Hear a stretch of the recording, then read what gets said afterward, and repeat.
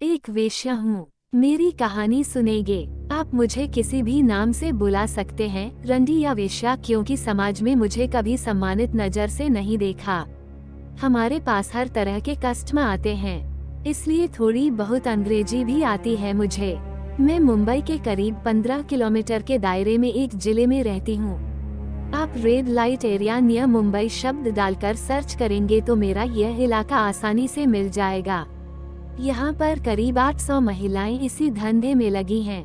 यूं तो हम समाज से अलग थलग रहते हैं, पर हमें सबकी खबर रहती है। सर्जिकल स्ट्राइक से लेकर ईवीएम घोटाले तक, कश्मीर में पत्थरबाजी से लेकर नक्सली इलाके में औरतों के बलात्कार तक, आपके क्लीन कैरेक्टर वाले समाज में हमारे जीवन के बारे में जानने की बड़ी इच्छा होती है। जैसे कि हमारा अतीत क्या था, हम कैसे आए, हमारी बातचीत का लहजा क्या है, हमारा पहनावा, हमारा अछूत सा जीवन, हमारे कस्टमर और हमारे एचआईवी मरीज होने का डर।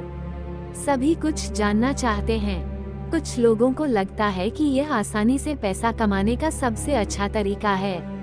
लोगों को लगता है कि हम इस पेशे में स्वेच्छा से आए हैं। एक बात जानना चाहती हूँ, किसी भी साधारण स्त्री से आप पूछिए कि अगर कोई पुरुष आपको गलत नजर से देखता है तो कितना गुस्सा आता है, वह कितना असहज महसूस करती है।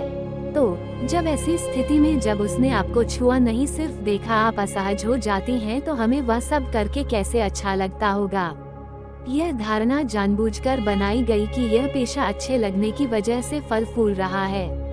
आपके सभ्य समाज ने यह मान्यता स्थापित कर दी है कि पुरुष हमारे शरीर को नोचने, तोड़ने और काटने का हक रखते हैं। इसलिए यह ईज़ेड मनी अर्निंग वाली मानसिकता बिल्कुल गलत है। इस पेशे में आने वाली लड़कियां अधिकतर मजबूर होती हैं, अशिक्षित होती हैं, उनका परिवार बेहद गरीब और लाचार होता है, उनका कोई सहारा नहीं होता है, लेकिन कोई उनका ही नजदीकी दोस्त, रिश्तेदार, पड़ोसी वही उसकी मजबूरी का फायदा उठाता है और पैसों के लिए ऐसे नर्क में धकेल देता है। मेरे साथ काम करने वाली कुछ लड़कियां तो रद्दी से भी सस्ते दामों में खरीदी गई हैं। आमतौर पर 14 से 15 साल की लड़की 2500 से लेकर 30,000 के बीच खरीदी जाती है। पिछले साल यानी 2016 में दो बहनें, एक 16 साल और दूसरी 14 साल की, को सिर्फ 230 रुपए में खरीदा बेचा गया। दो लड़कियां 230 रुपए में बिक गईं। अगर दोनों लड़कियों का कुल वजन 80 किलो भी था तो इसका मतलब 3 रुपए प्रति किलो। जरा याद करके बताएं, आपने पिछली बार रद्दी पेपर किस भाव बेचा था। शुरुआत के दिनों खरीद कर लाई गई लड़कियों को समझाने का काम हमें ही करना पड़ता है, पर कोई भी लड़की सिर्फ बात करने से नहीं मानती, फिर उसे खूब डराया जाता है। बहुत सारी लड़कियां डर के कारण मान जाती हैं, और जो नहीं मानती हैं, उनके साथ बलात्कार करते हैं, शारीरिक और मानसिक यातना देते हैं, बार बार, लगातार, तब तक जब तक वो इन यातनाओं के कारण टूट नहीं जाती और काम करने के लिए हाँ नहीं कर देती। पर कुछ लड़कियां फिर भी नहीं मानती, तब उनको बलात्कार करने के बाद बेहद शारीरिक कष्ट दिए जाते हैं और उसी यंत्रणाओं के दौरान उनकी हत्या भी कर दी जाती है, या लड़की स्वयं को ही मार लेती है। ऐसी लड़कियों की लाश नदी किनारे या जंगल में पड़ी मिल जाती है, जिन्हें लावारिस घोषित कर दिया जाता है। मैं स्वयं 18 साल से इस पेशे में हूँ। मैंने भी डर, भय और जख्मों को भोगा है, हर पल मौत से भी बदतर रहा। दूसरी लड़कियों को इस दलदल में धकेले जाते हुए देखा है और कुछ नहीं कर पाती। हम सिर्फ एक शरीर हैं। आपका साफ सुथरा समाज सब कुछ देखता है और अपने काम में लग जाता है। अब आइए बताती हूँ अपने ग्राहकों के बारे में। पहले हमारे ग्राहक मिडिल एज हुआ करते थे, पर अब नौजवान और यहाँ तक कि नाबालिग भी आते हैं। इस पेशे का एक विभत्स चेहरा यह भी है कि नाबालिग बहुत आक्रामक होते हैं। ये लड़के हमसे अलग अलग डिमांड करते हैं। वे इंटरनेट में जैसे दृश्य देखते हैं, उन्हें क्रूरता के साथ अपनाते हैं। हमारे मना करने पर हिंसक हो जाते हैं, क्योंकि पैसा देकर मनमानी करना इनका अधिकार है। ये लड़के काफी निर्दयी होते हैं, पर हमारे पास चुनाव की गुंजाइश नहीं होती है। कुछ भी हो जाए, हमें वह हर आक्रमण, हर प्रयोग, हर चोट, हर दर्द सहना पड़ता है और किसी तरह से उस वक्त को गुजारना होता है।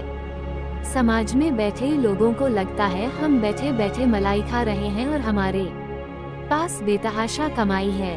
सच तो यह है कि हमारी वित्तीय हालत देश के बजट जितना ही मुश्किल है समझना। हमें जब खरीदा जाता है तो वह रकम हमें ब्याज समेत चुकानी पड़ती है, जिसे हम 4 से 8 साल तक चुका पाती हैं। क्या आपको पता है हमारी खरीदी और बिक्री में लगी हुई पूंजी की ब्याज दरें कितनी होती है? यह हमारा मालिक या दलाल तय करता है। लड़की की उम्र, खरीद की रकम, उसके लुक्स और अंत में मध्यस्थ, जिसमें पुलिस और मानव अधिकार वालों का भी हिस्सा होता है, मिलकर हमारी वित्तीय हालत तय करते हैं। यह एक बड़ा सच है कि एक वेश्या को मिलने वाले पैसे से बहुत लोगों के घर भरते हैं, पर वह सभी लोग सभ्य समाज का हिस्सा बन जाते हैं और हम बदनाम गलियों की रोशनी। शुरुआत के दिनों में सिर्फ हमें खाना और कपड़ा तथा मेकअप का कुछ सामान ही दिया जाता है। मुझे 1997 में 8,000 में खरीदा गया। शुरू के 5 साल तक मुझे कभी कुछ नहीं मिला, यानी कि 8,000 रुपये चुकाने के लिए मुझे 1,000 से ज्यादा लोगों के साथ शारीरिक संबंध बनाना पड़ा, यानी प्रति कस्टमर मेरी लागत 8 रुपये थी। हालांकि अब इस समय हर लड़की को एक ग्राहक से 100 से 150 रुपये मिल रहे हैं। आमतौर पर खुद का सौदा करने के लिए मजबूर एक लड़की महीने में 4,000 से 6,000 रुपये कमा लेती है। इसके बाद उसे घर का किराया 1,500, खाना पीना 3,000, खुद की दवाई 500 और बच्चों की शिक्षा यदि संभव हो पाया तो 500 रुपये। और सबसे अधिक खर्च हमारे मेकअप का। आप सोचते हैं मेकअप की क्या जरूरत है, पर यदि मेकअप नहीं होगा तो कस्टमर हमारे पास नहीं आएगा। पिछले 18 सालों में देसी और विदेशी करीब 200 गैर सरकारी संस्थाएं देखी हैं। इनमें से 7-8 को छोड़कर बाकी सब फर्जी हैं। ऐसा लगता है सरकारी और गैर सरकारी संस्थाएं मिलकर हमारी बस्तियों को बनाए रखने के लिए काम कर रही हैं। हमारे लिए ऐसे गोचंदा मांगते हैं, डॉक्यूमेंट्री फिल्में बनाते हैं, पर वह सब हमारे पास कभी नहीं पहुंचते। अच्छी फिल्म बनने पर डायरेक्टर को और काम करने वाले कलाकारों को पुरस्कार मिल जाता है और हम जहां के तहां ही फंसे रहते हैं। हम भी काम करना चाहते हैं, हम आलसी नहीं हैं, पर सच तो यह है कि हमें इस दलदल से निकलने ही नहीं देना चाहते यह समाज के ठेकेदार। हम जैसी औरतों का 2 बार जन्म होता है, एक बार माँ के पेट से और दोबारा समाज में वेश्या के रूप में। हमारा सामाजिक जीवन भी आपके जैसा ही है।